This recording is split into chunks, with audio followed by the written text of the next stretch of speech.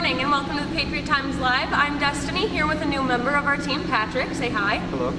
All right, and we're here today at the new gym. It's finally near completion and we're here with Mr. Patterson. How are you? Good, thank you. How are you? I'm good, thank you.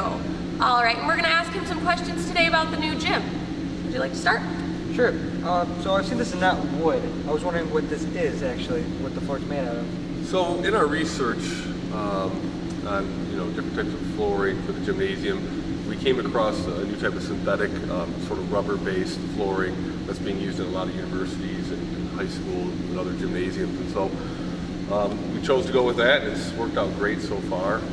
It's got different types of density, so where the playing surface is less dense than where the area of the gymnasium where the bleachers roll out. That's very, very hard because it needs to handle the weight of the bleachers, where the running track has the same material, but that's even softer and less dense. So being able to go with this type of flooring gave us the opportunity to do that. Well, that's definitely very cool. So what other new features does this gym have? So you can see that we have our color scheme that's highlighted with our mascot logo right in the middle of the gymnasium here, and then on both sides of the gymnasium it spells out Patriots. We also have bleachers on both sides that are the same footprint. It's about 800 total. And then of course the indoor running track, which I think is one of my favorite pieces to the new gymnasium, which could also serve as some additional seating area if we needed it. A couple of other things. The whole facility now, we have about 80,000 square feet, is air conditioned, and so that includes the gymnasium. So that just increases the comfort level. We have two rooms over here. You can't see the insides of them, but you can see how they kind of come out.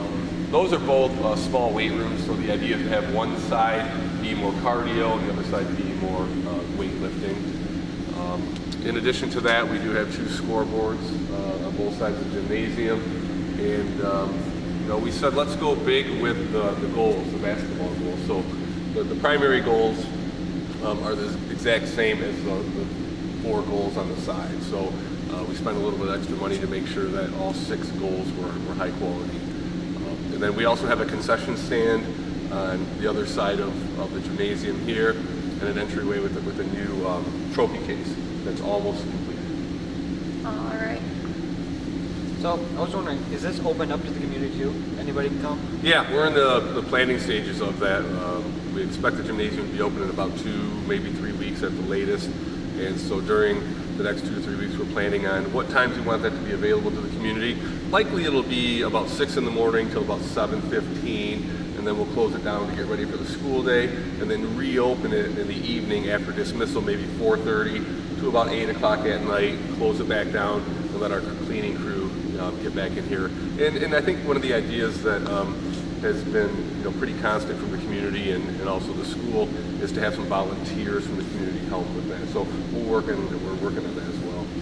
All right, so not only this gym, but as this building, how does this building help the community? How does it impact the community? Well, there's a couple things. I think when you look at a K-12 school district that's all in one facility, sometimes you'll have parents and other community members have the angle of 18-year-old 12th graders being with 5-year-old kindergartners sometimes isn't a good mix. That's one school of thought.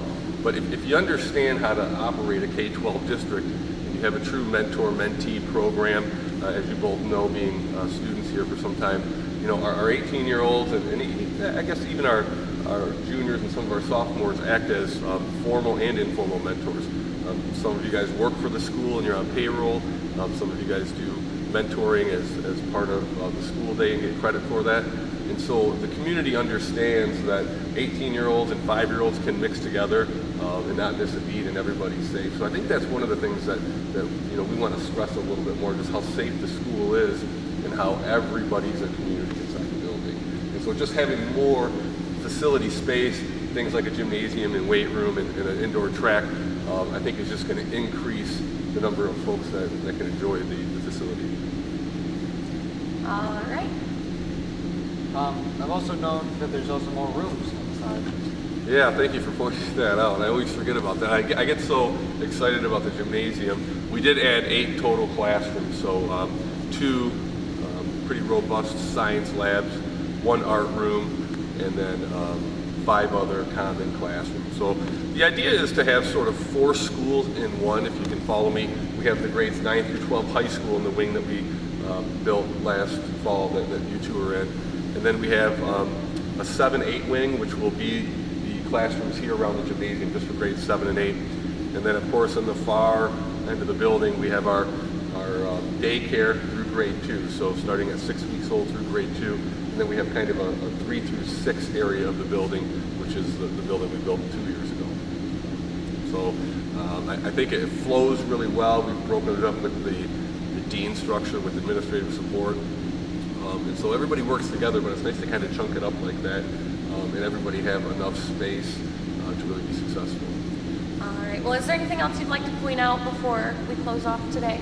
Well, I think we're happy to move from this phase.